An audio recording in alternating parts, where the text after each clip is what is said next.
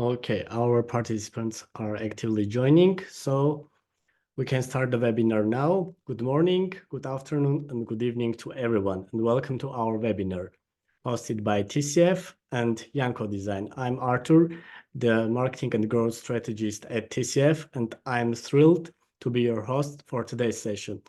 Please note that the webinar is being recorded.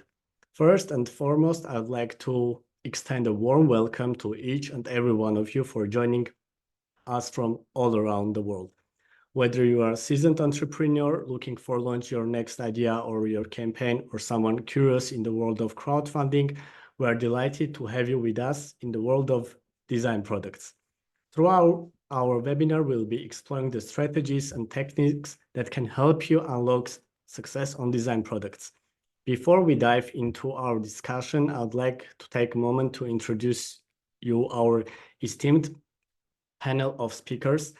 Today, we have Radhika from Yanko Design, Sarang from Yanko Design, Heather from Kickstarter, and Margarita from TCF, each bringing a wealth of knowledge and experience. So I'd like to pass microphone to all of them so that they can introduce them briefly, and we can dive deeper into our agenda. So we can start from Radhika, followed by Sarang, followed by Heather, and followed by Margarita.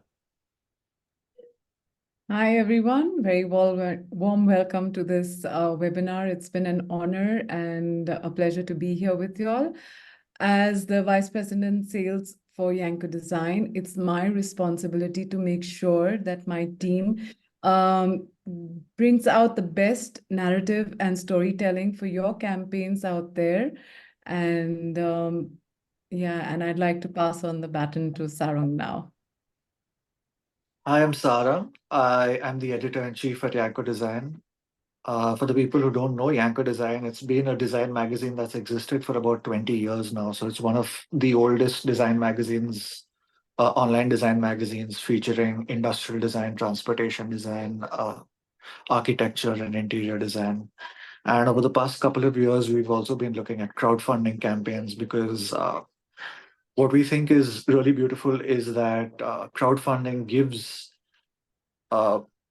small creators and smaller users the chance to build out their world. So that's what I've been doing. I've been looking at this crowdfunding industry with a lot of intent and a lot of excitement. Thank you very much. Great. Hi, everyone. Yes, also thank you so much to TCF and Yanko for hosting this. I'm really excited to be here. I am Heather Swift-Hunt. I'm the head of Kickstarter's global design and technology categories. I hope everyone's familiar with Kickstarter, but just to say it out loud, you know, we are a crowdfunding platform. Our mission is to help bring creative projects to life. Of course, creativity, that means things like art and film and music, but also product design, you know, invention, innovation. We really consider those deeply creative acts. And in fact, design and tech, so the categories I oversee, are the biggest categories on Kickstarter. The dollars raised in these categories alone make us larger than any other platform out there. It's our 15th anniversary year this year, and we're proud to say that since we started in 2009, we've just been, had just an incredible amount of campaigns and projects at launch. We've been instrumental in launching brands like Peloton, Lark, Allbirds, Uni Pizza, Peak Design, like these just amazing, successful brands. You know, we helped them initially get the funding and develop the community that they needed to bring their ideas to reality. So specifically myself and my team, we have the privilege of working closely with entrepreneurs and advising them on some of their strategies. We do a lot of this kind of thing, education, really listening to what's happening in the communities. So I joined this panel kind of from that perspective of working with probably about thousands of startups by now. Great, thank you, Heather. Margarita? Hi, everyone. It's a pleasure to be here with all of you. So I'm Margarita, a project manager at TCF. I've been in the crowdfunding field for more than 5 years now, and I've helped a lot of creators to bring their vision to life by raising more than $10 million across all crowdfunding platforms. Great. Thank you very much to all of our speakers. And finally, I want to encourage to all of our participants to be active during the webinar. The Q&A section is open, so you can post all of your questions that you want to ask to our speakers, which will be discussed after the agenda points end. So without the further ado, let's dive deeper to our agenda. And the first question that I want to ask is to Margarita from TCF. So how does TCF stay updated with the latest trends to better assist creators in crafting successful crowdfunding campaigns? Great question. So we always have design projects at our disposal, and we usually run 1 or 2 design projects at a time. We dedicate a big team to each project of about 15 people, dedicated team for each project. And this means that our team is in constant research and is always updated and is always on top of the design trends that's going on. The process is better systemized due to the research team that we have, and we always stay updated this way. People nowadays are more interested in design and pay more attention to the details than ever before. And this is mostly because of the trends going on, and the Instagram, TikTok, and Pinterest and social media have their big impact on this. So of course, one of the core sources that we're getting updates and doing research and getting information on the current trends is of course the social media. And the platforms and journals, design magazines, and also platforms like Yanko Design and Gadget Flow, which are more centralized platforms for this kind of design products and innovations, where you can get the latest trends and information. Great. Thank you very much, Margarita.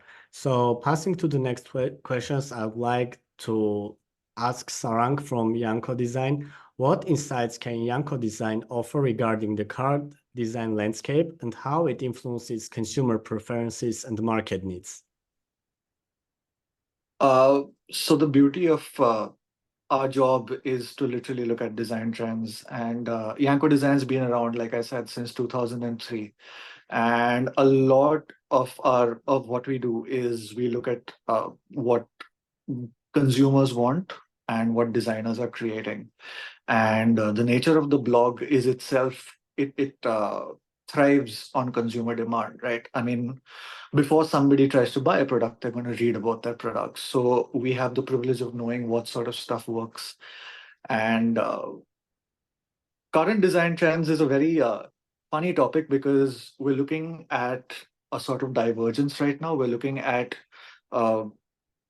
AI enhancing and changing our lives so much, but at the same time, we're looking at people also using that as an excuse to become more analog. So we're looking at 2 simultaneous design languages play out, where you've got AI-powered products and you've got AI-powered experiences that are making life easier and that are sort of already changing the professional landscape as we know it. But we're also seeing a lot of like analog products. We're seeing a lot of EDC. We're seeing a lot of electric vehicles, not looking at self-driving, not looking at autonomous driving. So we're seeing 2 diverging trends of analog hardware and AI-powered experiences in hardware and software.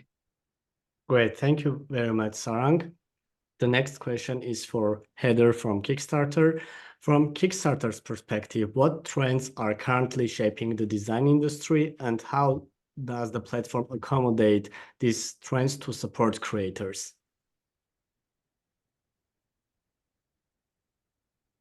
Okay, I think just a minute. Heather has a problem with. Okay, I think you are. There. Okay, great. Yes, I wasn't allowed to unmute myself, but there we go. So yes, you're asking about trends from Kickstarter's perspective. Well, yeah, just to say that, I totally support Sarang's kind of analysis there about the kind of like the kind of split in terms of where design is going. And when I think about this stuff from a Kickstarter perspective, I think, there's both the like wider world in the design industry and kind of what we're seeing show up on Kickstarter. So in the wider world, because myself and my team are constantly like at design fairs as well, at trade shows, looking and seeing things that are out there, I would say, material innovations is something that, we're seeing a lot of. So whether that's like wonder materials like aerogel or graphene or something showing up in product design, or new types of biomaterials like cactus leather or materials made of kelp or whatever it is. I think materials are really interesting, or at a really interesting point in the design industry right now. And probably part of another perhaps trend is just generally people caring a lot more about the provenance of their items and like the things that they're bringing into their home, like where they're coming from, what they're made of, and that kind of also links to, sustainability and people caring, having fewer things that they have a more deeper connection to. Technology, as well, we're talking about design products here, but to me, design and tech are pretty integrated. We see the design industry shape tech and vice versa. AI is obviously a big trend there. But yeah, as I said, it's really interesting to see how those trends kind of show up on Kickstarter. I think one of the big trends that we saw last year, some of our biggest projects were in like coffee and beverages, and just kind of coming out of nowhere. We had some really big projects, like there was one called Meticulous Espresso, another called Timor, and we're just seeing more and more of them. I think the coffee community is like fanatical, and they're trying to see about like new types of tech innovation and how that can make at-home coffee brewing kind of more like higher quality. So that's a big thing we saw. We saw a lot of like robots in the home. Again, this touches on tech a little bit, but as much as design is about interior, we care about interiors, I think, in design. Robot lawnmowers, like we have had so many robot lawnmowers on Kickstarter, which is really interesting to see. And we had actually just yesterday a stair climbing robot vacuum cleaner, which was out of the gate raised almost 2 million. What I think is interesting there is trying to think about, how to use robotics and technology and bring it into the home in really useful and specific ways. So anyway, so something around there. EDC is another thing that I'm seeing showing up on Kickstarter. So yeah, it's, again, we're similar to Yanko in that we're just looking at new things all the time. And I think it's really interesting to see how those big trends play out on Kickstarter. Great. Thank you very much, Ador, for the insights that you shared. And I'd like to pass again to Margarita from TCF and ask, how does TCF identify and prioritize design trends that are most likely to drive success for crowdfunding campaigns, especially? Okay. Marketing is all about tests. We know that, and we source the trends and we come up with hypotheses and we filter out the most relevant ones that are applicable for the specific product. And we start testing. We mostly do the tests during the pre-launch stage, where it is more safer for any project to know the exact positioning, know exact messaging, or know even if this specific product design is good for your audience during the pre-launch stage, rather than change it during the live campaign. But this is not limiting us to implementing and participating in any design trends, even during the crowdfunding stage. So as Heather mentioned, nowadays any product, even technical products, can be classified as design products under the design category. Yes, we are also using Kickstarter's design category very often because the traffic there is crazy. And even the product is not very much design oriented. I mean, it's not the main positioning of the product. We sometimes even use this category. Here, but there are projects that are more design oriented than the others. So of course, we are trying to understand this during the pre-launch stage, where we test a lot and we try to get if this product has more functional messaging, needs to have more functional messaging, or needs to be taken by the design only.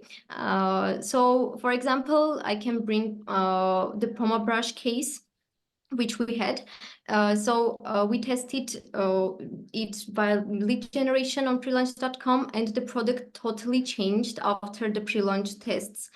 We changed the product design, we changed its messaging, and we understood that for this project specifically, the design aspect plays a huge role. So we need to emphasize more and talk about more how cool it would look in your bathroom, for example, and visually present it to the users so they get the emotion from the visuals and from your wordings.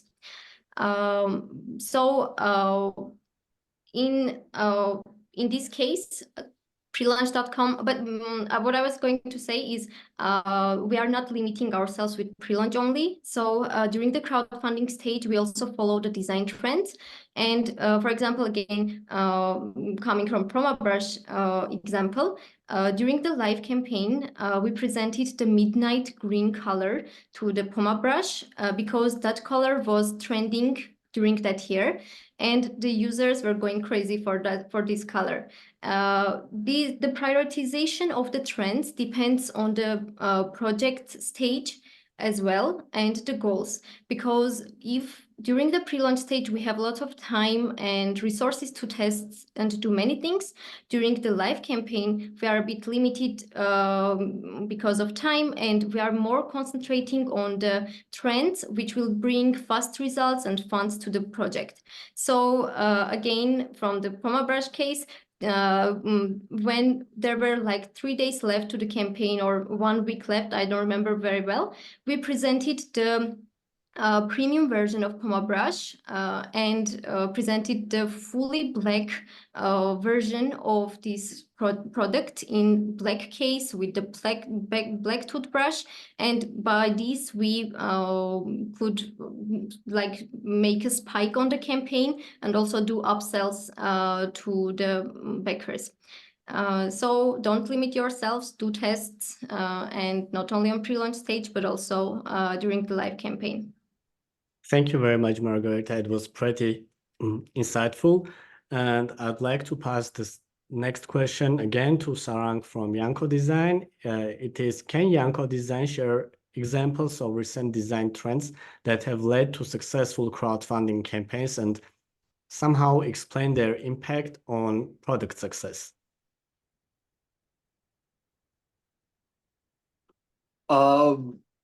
What we do at Yanko Design is our focus is a lot on how products benefit users and how they uplift user lives. So something that we've noticed in the past couple of years is that there's this gap between when a product or a trend starts and when it actually takes off. A lot of people don't give Kickstarter enough credit for the fact that Oculus was actually born on their platform. But it only took until 2023 when Apple created like the Vision Pro for spatial computing to actually become a buzzword in the year. So you can look at trends like that. You can look at trends with AI, which have actually taken off much faster, right? Like ChatGPT almost overnight changed the game. Even if you look at one more Kickstarter success, Flipper Zero, which did pretty well on the campaign, but then got that buzz somehow later in the game because somehow people maybe later down the line realized how valuable a product like the Flipper Zero could be. Not many people talk about the Flipper Zero because of its controversies, but the underlying trend in all of these products is that they bring something very innately valuable to a consumer and their consumer experience. Even when we look at Peloton, we look at Uni, a lot of these products are bringing value in a very unique way. Peloton was born out of a need to bring the gym to your home, which became extremely important during the pandemic. A lot of EDC also became extremely important during the pandemic when people decided to venture outdoors and they realized that they need outdoor gear, or they need, I don't know, metal objects to be able to like press elevator buttons and stuff like that. So a lot of these trends are rooted in user-centric design and providing value to users. Whether you look at Oculus, whether you look at Flipper, whether you look at Peloton, whether you look at any of the e-bikes, there's so many e-bikes that have started crowdfunding. And they're doing very well because people have realized that people are going to have to shift to an electric mobility system. So it's just about bringing value to user lives and just how you do that through AI, through great product design, to great materials, innovative, sustainable materials. So a lot of those play a very important role in product successes. Yep, thank you very much, Sarang. I totally agree with you. As we all know, Kickstarter has been one of the platforms that was a huge booster for companies that are huge brands now, and they started their first products on this platform. Exactly.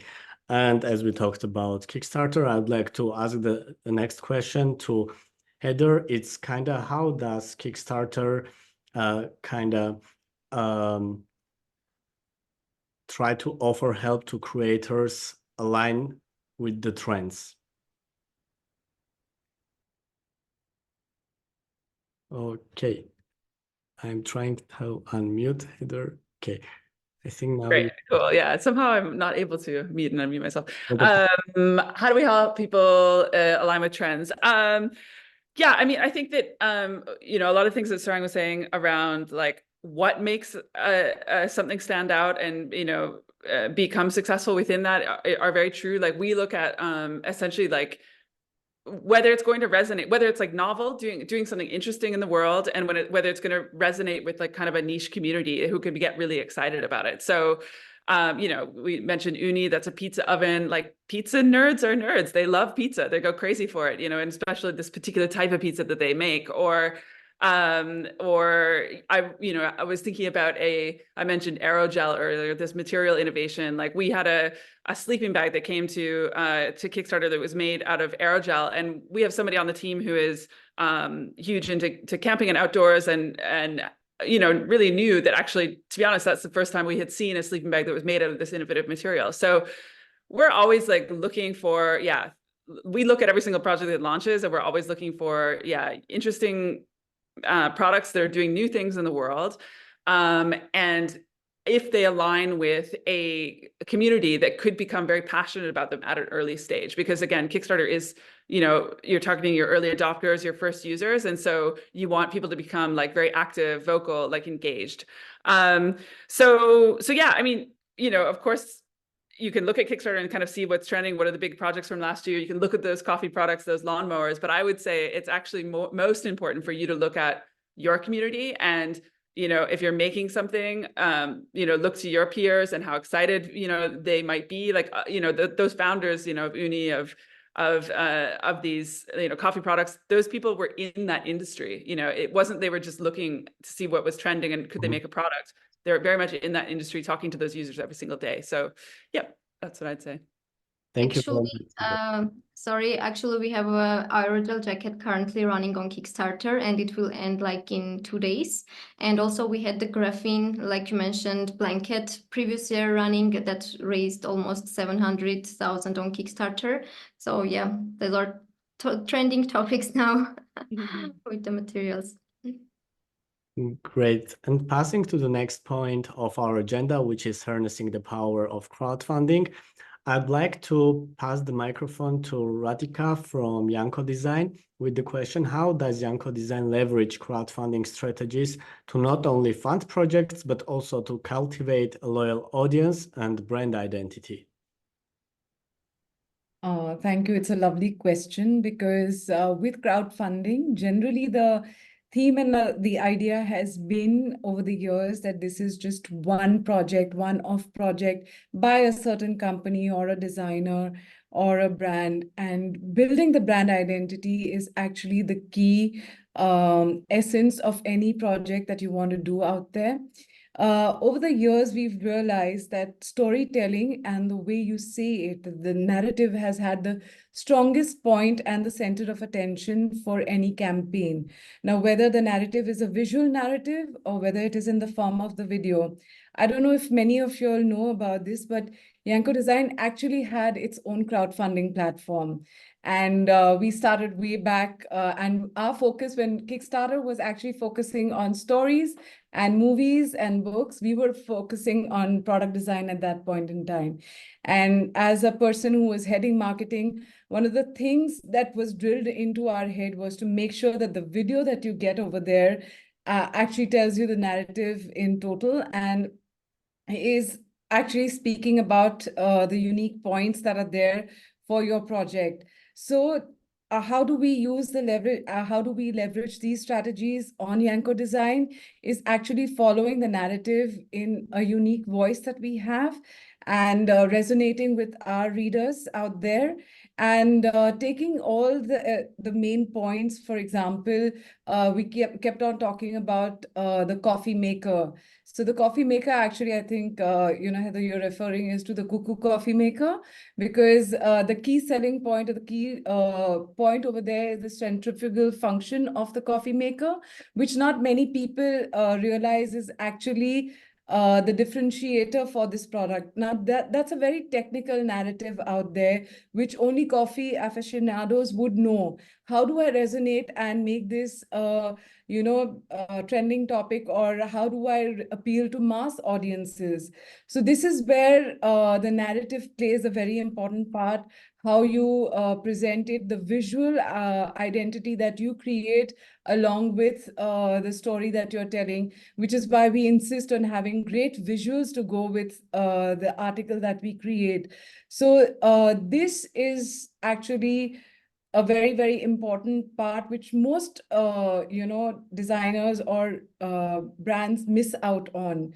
The visual identity that you're trying to portray, and how are you connecting with the audience?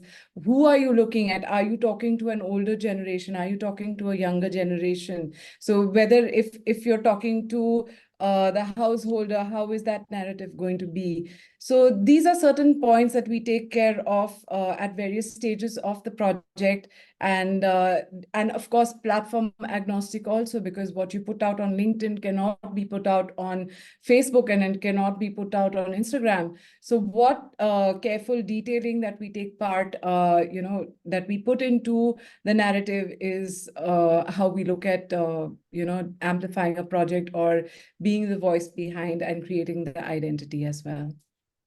Thank you very much, Radhika. It was very, very insightful to hear from you. And I'd like to ask the next question to Margarita again. So what kind of specific strategies does TCF recommend for design projects to effectively harness the power of crowdfunding and again establish a strong brand identity? So for the design projects, visual is the key. So continuing what Radhika was saying, you can't expect to sell a design-oriented product successfully with average visual materials. Of course, visual materials are important for all the projects, but for example, for power bank campaign or for any campaign where people buy functionality first, the visuals don't need to be top level. But for design-oriented ones, it's very much needed. So but it's not only about the visuals. Like Radhika mentioned, you need to create the connection with your audience. So you need to transfer the value and the emotions to your audience via your visuals. So, for example, one of our campaigns, which was home speaker, it was like futuristic sci-fi home speaker. It was called OyPlay. We did our best to present this product in all the relevant interiors that we thought that we knew that our audience was interested in. So we could create and transfer these emotions to our audience, so they felt, and without even having the product, they could feel and see this in their interior, in their home, and enjoying it and getting those emotions. But again, nowadays it is not enough. because your audience is currently expecting from you to be transparent and to be authentic with them. So besides the top level, very highly crafted visuals and videos, you need to have authentic content to talk to your audience via, for example, social medias like Instagram and TikTok, to show them the path you are going, to make them feel like they're part of it, and be transparent with them, because that's what they prefer nowadays. So the advice to the founders, to the creators of design products would be to be prepared to invest a lot, both money and time, for getting high quality visuals for a design related product, and also good and authentic videos and content for their audience. Thank you very much, Margarita. And the next question is for Heather. Heather, can you please provide some insights how creators can optimize their crowdfunding campaigns to resonate with backers and, again, build a strong brand presence? Yep. I like that you end on, building a strong brand presence, because I think that's really important to think about when you're launching a campaign.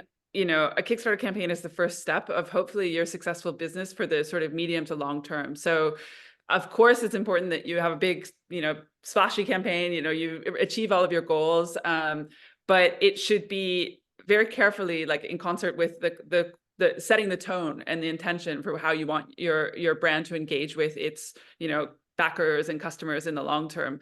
And I really appreciate, Margarita and TCF's kind of answers that are more like, a lot of times like data backed. You guys are very, you have like a very methodology of testing, using data, using ads, and I think that's very important.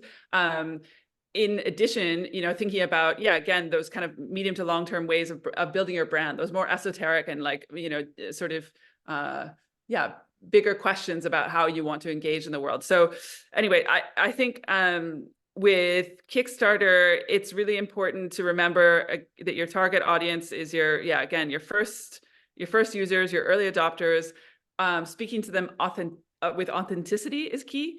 Kickstarter is different than an e-commerce platform where it's a lot more transactional, a lot more salesy. On Kickstarter, you're trying to engage people deeply with your story and to connect with your company on a slightly a deeper level. So authenticity, and when I say that, I mean lifestyle shots. So not just showing the product in a white background studio, showing it in a home, with people using it, some human element in it.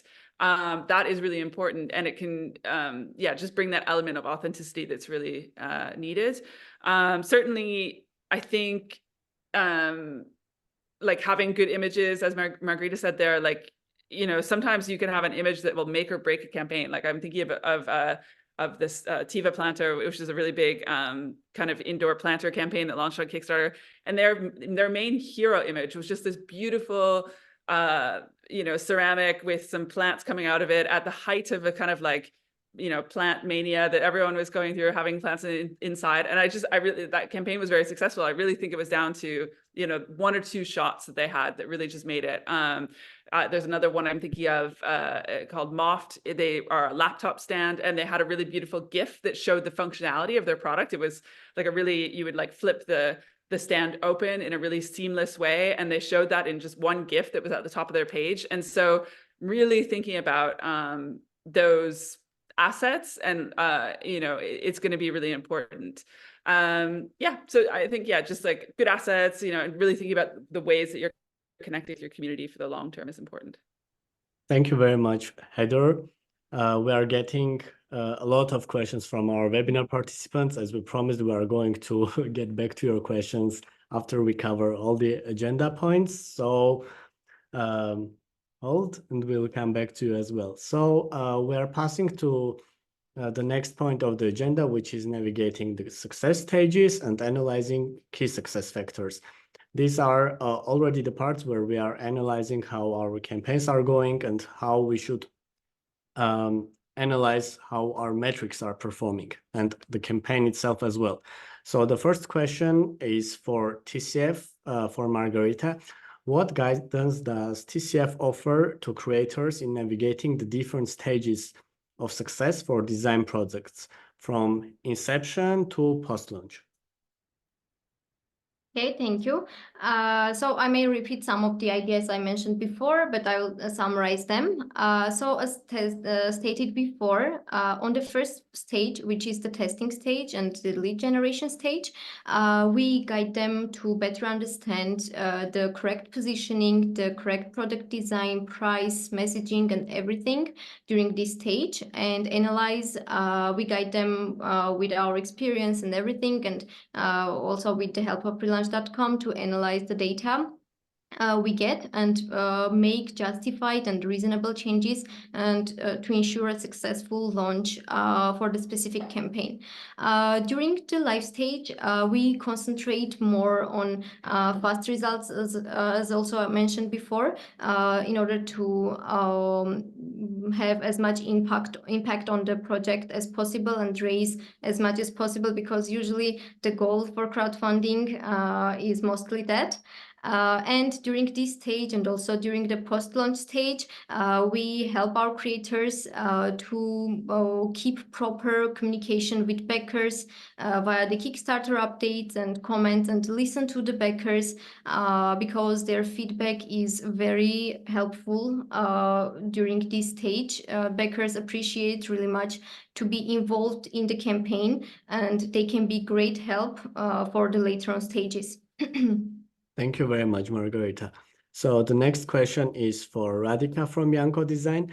How does Yanko Design support creators in achieving and measuring success at the various stages of the product design process, like particularly for the crowdfunding campaigns? So when it comes to Yanko Design, we're actually a publication that comes and helps amplify in your marketing stage. So the product is already done. It is already launched as a campaign. Many a times they come to us when they are not yet launched. So at that stage, our advice or our inputs comes in the form of how we can craft the narrative best. What is the storytelling that we are going to take that doesn't sound marketing or salesy? We also can guide and advise on whether the images that are being used for a web platform or a blog is very different from what it could be on the crowdfunding page or on Kickstarter. So that's where our advice and our suggestions come into play. And especially when it comes to social media, because the narrative changes completely, if there is a potential for it to go completely viral as a reel rather than a post or a story. So those are the kind of advices and help that we can give to campaigners when they come to us, because everything, the research and everything has been done. The product is ready to launch or is about to launch. So our role is very limited in that sense. But yes, because of the kind of work that we do over the years, now, almost 300 campaigns a year is what we are looking at. And so if you multiply it into 5, that's over almost 1,000 campaigns that we worked in the last 5 years. So when our regular, partners come back to us, we start at the inception stage also, and that's when actually the inputs come in, and we can then again replicate what has worked or what has not worked for the partner for us. So that our interaction is limited for most of the people, but with our regular partners, we're able to join in and advise at those stages. Yeah. Thank you very much, Radhika. And the last question for this point is for Kickstarter for Heather. So as we know, like all the creators should have some kind of milestones for the crowdfunding campaigns. So what should those be, and how does Kickstarter help these creators to achieve these milestones? Yeah, I mean, when you think about a Kickstarter campaign, the launch day is like the big, milestone in many ways that you're gearing up for that launch day. But of course, the launch day, the pre-launch period is very important. It's not just about like what you do on day one. It's the work you put in the pre-launch. So building up your mailing list, and I would say that the size of that mailing list is really going to be the biggest indicator of like how successful you might be on Kickstarter. Or I like to say sometimes it's like it's de-risking your kind of campaign. So, you know, if you are coming to you're saying, I want to raise $1 million, that's great. But if you launch, you know, with no mailing list and no indication of how your community is responding, you could reach $1 million, but it's very risky. You have no idea. Whereas if you have spent some time in pre-launch, building up a mailing list, testing your messaging, then you can have a sense like, actually, you know, we have, you know, 50,000 backers or emails on a list. So, you know, maybe actually we do have a pretty good shot of reaching, you know, that million. So yeah, pre-launch I think is really important, and, you know, one of the specialisms of TCF, of course. But, and then, yeah, just in terms of like how Kickstarter supports, actually, I can actually maybe even touch on one of the questions, you know, is about like how do campaigns get visibility on Kickstarter?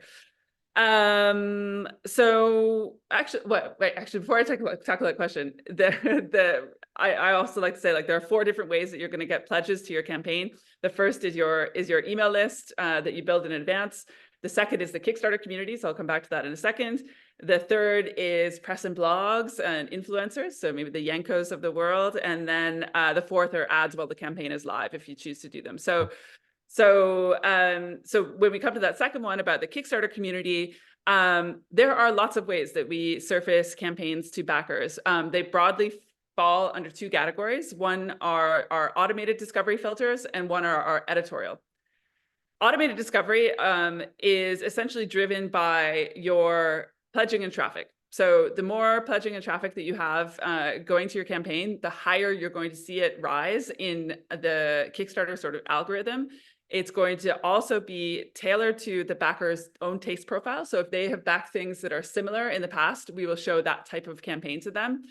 And then projects get a little boost as well if they have a Project We Love tag.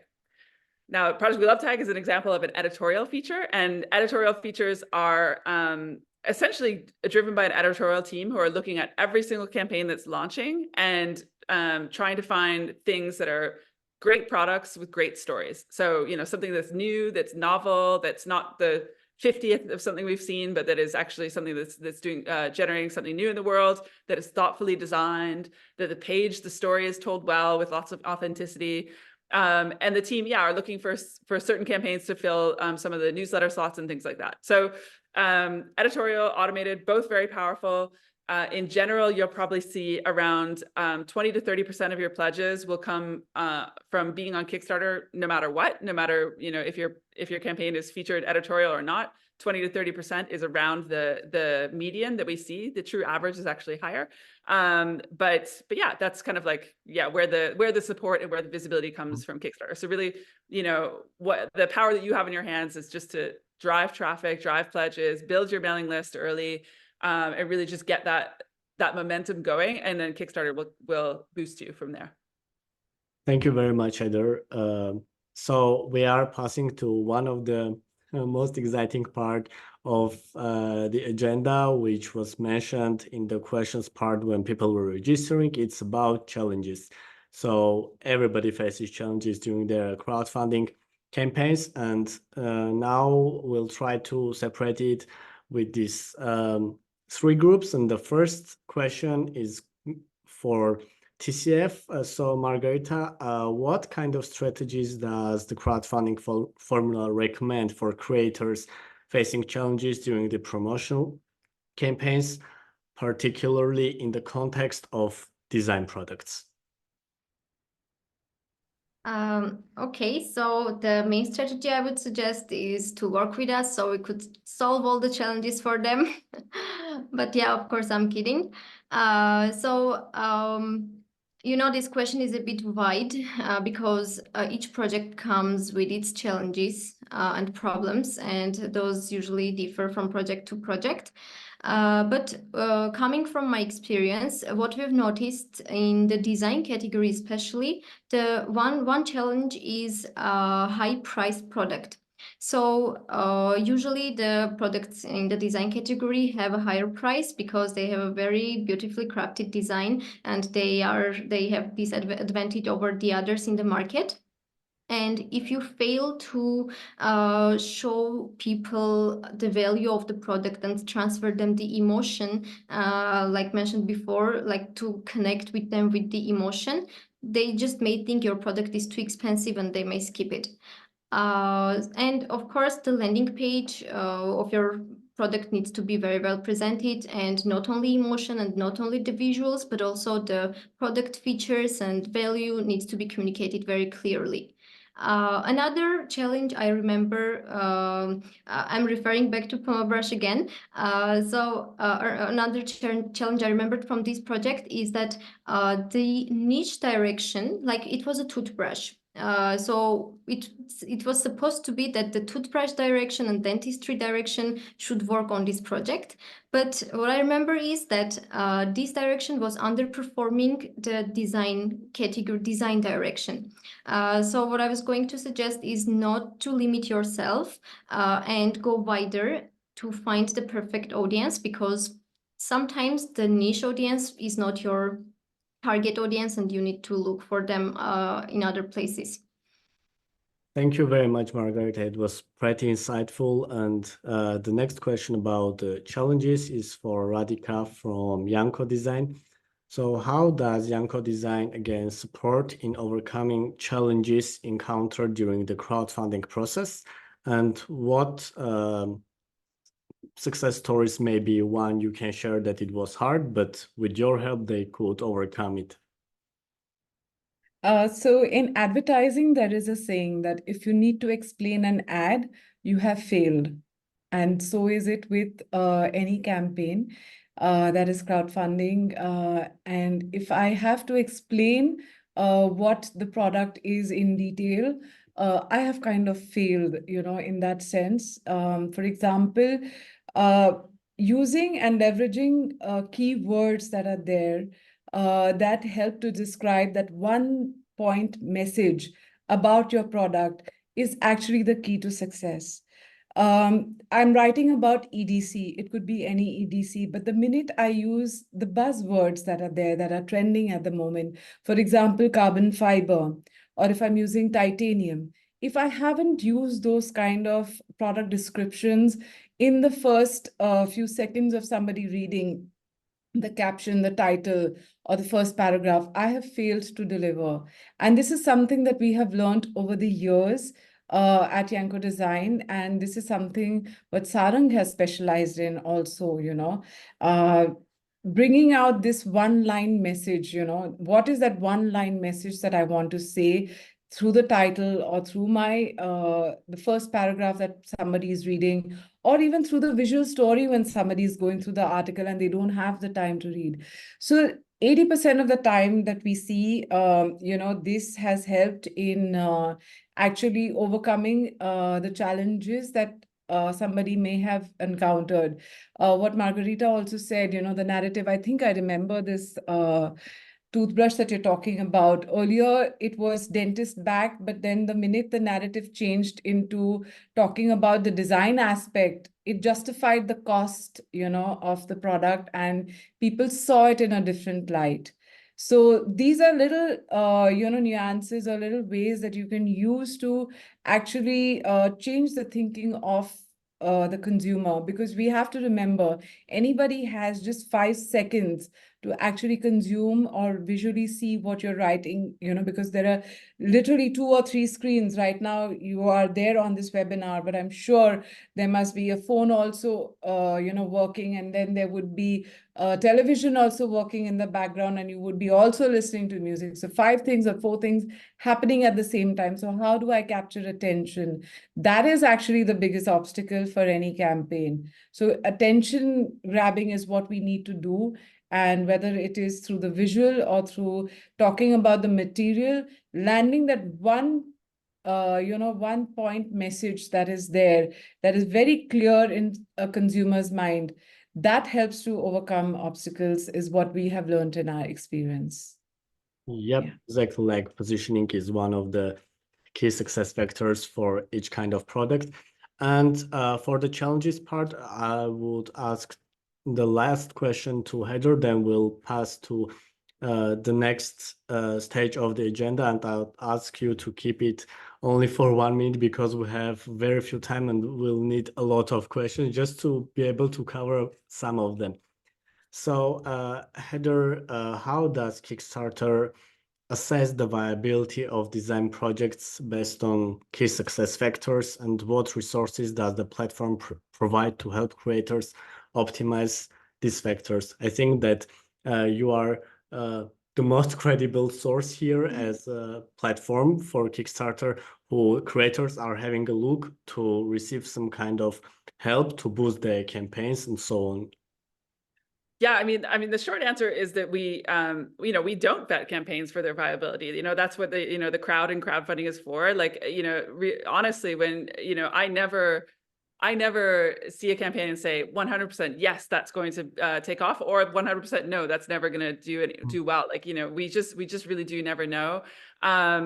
That said, of course, again, we were looking at a lot of stuff. And so, some of the points that I touched on before around like looking for products that are doing something interesting in the world and that they're very in touch with the community that they're serving. It's funny that we talked about high price products, because I actually see that on Kickstarter as kind of an opportunity, although I do know what you're saying. Like, sometimes we find that higher price products do better on Kickstarter because rather than lower price one, because you're targeting a smaller group of very passionate people who can get particularly excited enough to put down, hundreds of dollars or something for that product. Whereas if you have and so I'm thinking here, like, yeah, again, the expensive coffee machines or the robot lawnmowers or whatever it is. Whereas if you have something that's lower priced, like a new type of umbrella, or I don't know, a new type of vase or something like that, it can be harder to get people really, really excited about it. So yeah, I think there's opportunity in all of those things. But yeah, I generally, when I'm doing things like this or when I'm talking to creators, it's really helping them to try and understand what the opportunity of Kickstarter is, because again, it's to vet, to get some feedback, to really understand, the depth of communication with your backers, those relationships. It's, to me, the financial part is a little bit secondary, although I do understand that people have to make money to put their things into production. I think the real opportunity is the depth of connection, the starting point of your brand, getting evangelists. And I think, so for me, it's like helping people to kind of understand that before they come in will help them later if they meet challenges to kind of approach it with a healthier mindset. Great, thank you very much, Heather. And as this is the part of agenda about the challenges, we have some questions from Israel Imarni. It's, I think, most relevant for you again, Heather, how to increase visibility on Kickstarter. Yep.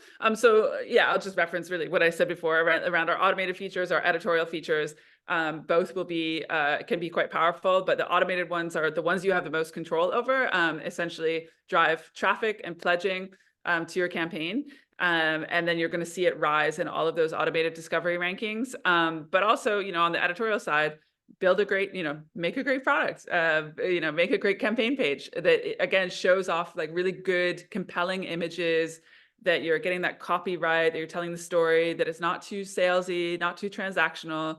Like, we're looking for quality on that editorial side, really. But to be honest, like the automated discovery features are actually the most powerful ones. And every project that launches in design and tech, I would say most of the ones that I work with, 90% are hitting between 20 to 30% of their pledges are coming from Kickstarter, from our organic community. Thank you very much for the answer. As for everybody, we have 5 minutes left, so I'll ask as much questions as possible. And for the other questions, after the webinar, you will receive a follow-up email with the recording of the webinar and with contact information, both from TCF, both from Kickstarter, both from Yanko Design. You can ask your questions directly to them, so there are no limits here. So the next question is, I think, for Margarita. How many campaigns a year would you advise for a company? 2 or 3? It's from Ruth. I didn't quite get the question, actually. You mean one campaign, how many campaigns a company can run in a year? Yeah, how many campaigns should they run? Actually, there is no limitation unless you are delivering the products successfully very fast, because you can't start another campaign, like Heather will confirm, if you have a campaign running or one that's not yet delivered. So there is no actually such limitation I could mention now. It depends on the projects you have and the goals. So yeah, there's no limitation.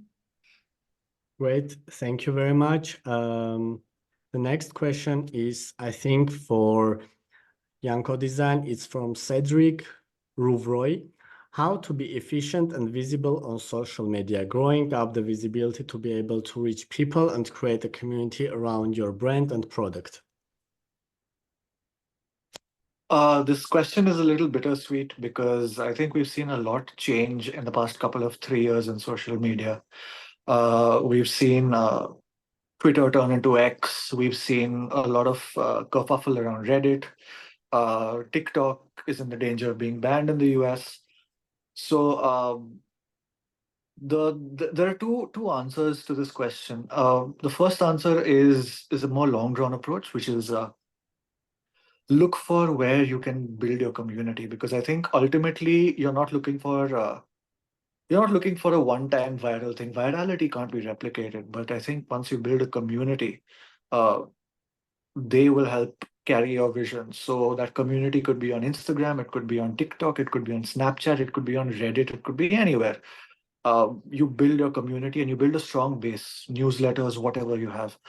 But if you want to expand in a way that is much more methodical and much more driven by research, then you come to TCF, you come to Yanko Design. We've been doing this for years. So this is where we believe we have our strength. And it's not just social media. We look at every possible aspect of the game. So it's about building storylines. It's about building narratives. So that's something we've been doing for so long. So you can do it on your own. You can do it with us. That's entirely up to you. But we definitely have a track record that we can say we're very proud of. I think Radhika can also sort of attest to that.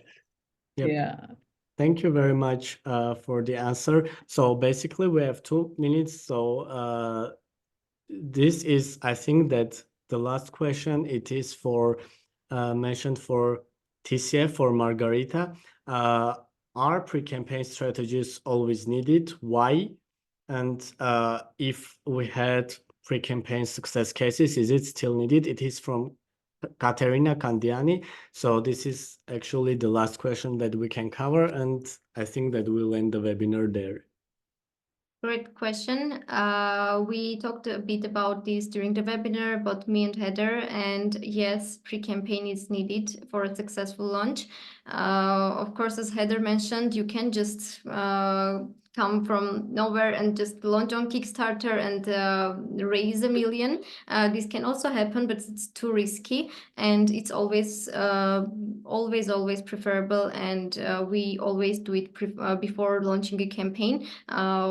We do pre-launch, we test, we validate so many things, we test so many things during the pre-launch stage, and it's not only about testings, it's also about collecting your community, building it, which will be ready to back your campaign once we go live.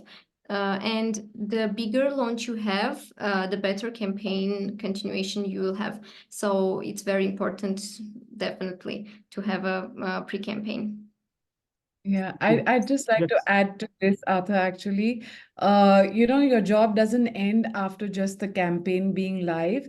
That's when your job begins, even after you have delivered the products. It's about the next phase and how you're going to take it forward. And that's actually where, our community comes into play, because Yanko Design also does product reviews, and where we actually test the product and see how it's doing. We've worked with many brands who were crowdfunding and now gone mainstream and sending us products for review. So that again becomes proof of concept for your next launch that you want to do. So the journey never ends. It's just the beginning.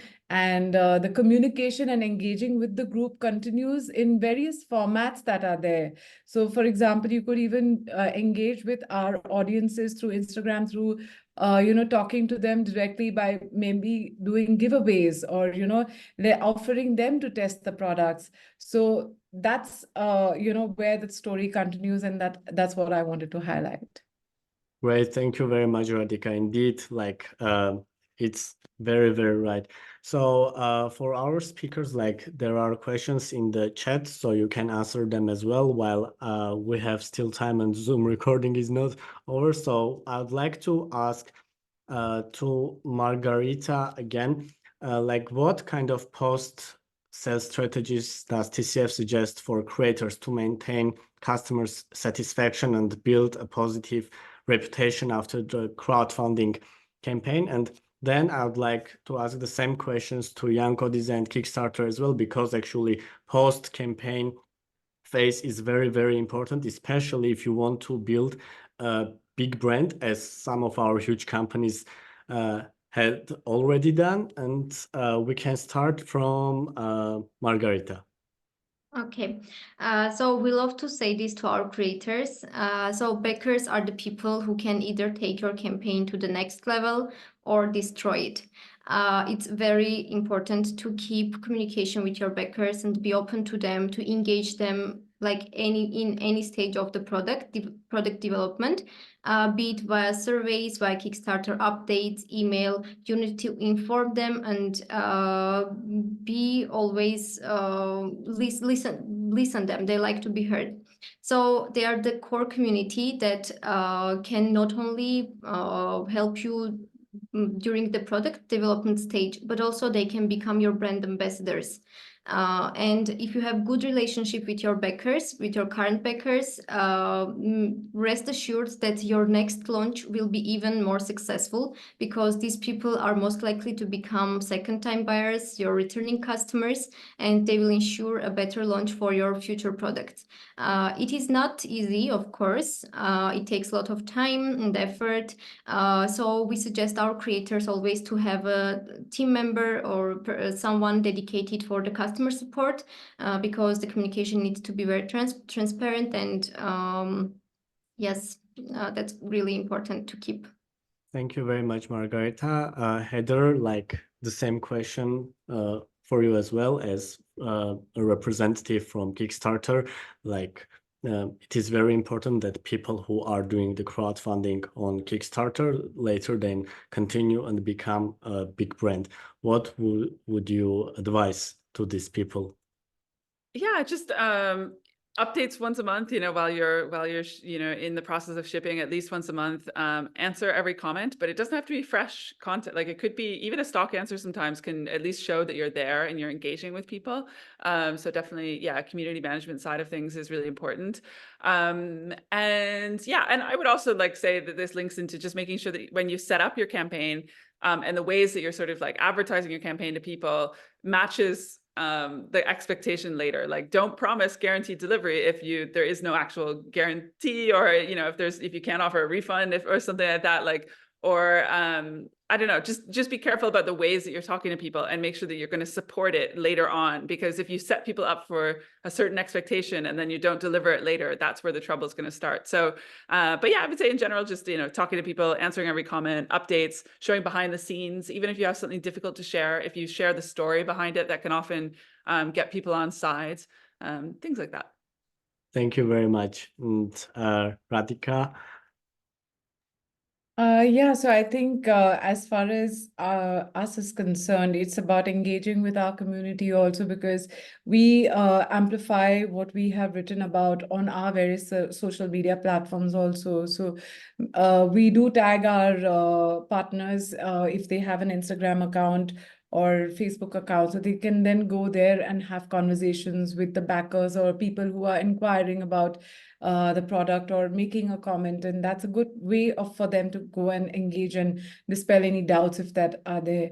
Everybody loves a deal, so building that sense of urgency while communicating on our platform is something that we try to focus on, and continue with that when you have gone into mainstream or as a brand. And like I mentioned, product reviews is another great way to build upon the proof of concept what you have, and keep the audiences engaged, especially for those of you who are asking, is it okay to come out with 2-3 products in a year? This could be a great way of making sure that your reputation is built up by establishing yourself as a brand that delivers and has an actual product at hand for people to see. Yeah. Yep. Thank you very much, Radhika.